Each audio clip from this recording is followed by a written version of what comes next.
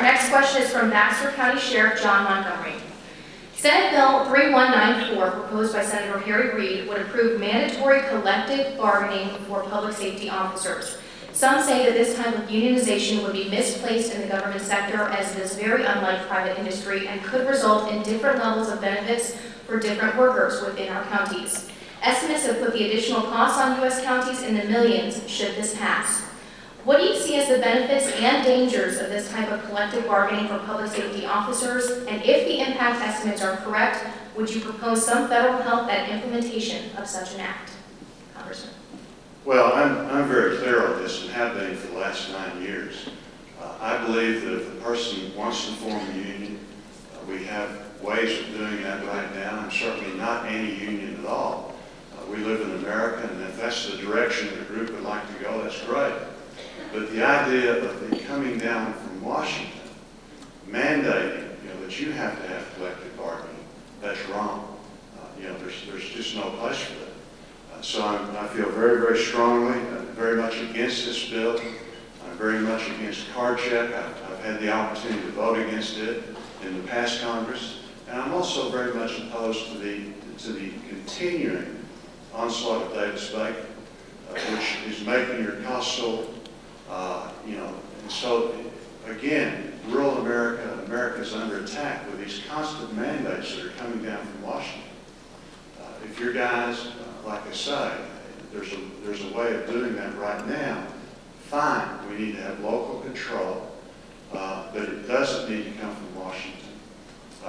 And so, again, I'm very much opposed. The card check thing, the idea of doing away with the secret ballot, the idea of forced collective bargains, all of us, we go back to our grade school days, and, from the very first, when we had an election for a hall monitor, put our head down on the table and raise our hands for who we voted for.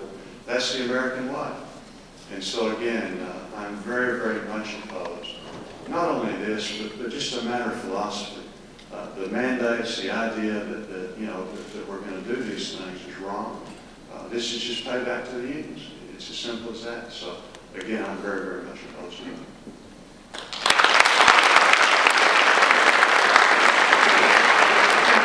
Senator? Well, just to answer a couple of the last, I also want to add that we are fighting hard for your PILT payments as well, for those that have federal properties, not just forest lands, in your counties, and that's an important tool that you also use, along with the Secure Rural Schools financing, and that's important. The Congressman mentioned that Governor Beebe, but that was on Medicaid. I'm sorry, Congressman, you said Medicare, and I just wanted to make sure that I had heard it correct when you first stated it, so that was a part of that. I do deeply respect elected officials who are on the front lines of public service 24/7, and that's you. You are essential, you're hardworking, and you truly do a tremendous job, and we couldn't do what we do without you, and there's no doubt about that. I also hold government employees in high regard and believe they should have access to basic benefits just like their counterparts in the private sector. In fact, I think it sometimes becomes a quality issue, and I think that's critical. I do not support legislation that would coerce first responders to form unions or allow them to strike or provide for mandatory binding arbitration. The bill in no way does that. It in no way requires police officers or firefighters to join a union. It does not mandate it. It simply gives them a choice or an option.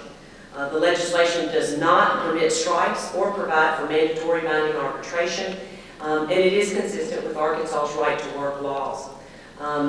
There's no doubt that I'm against card check. Shouldn't be any doubt in Arkansas, and there's certainly any doubt anywhere across the country after seeing what I went through in the primary.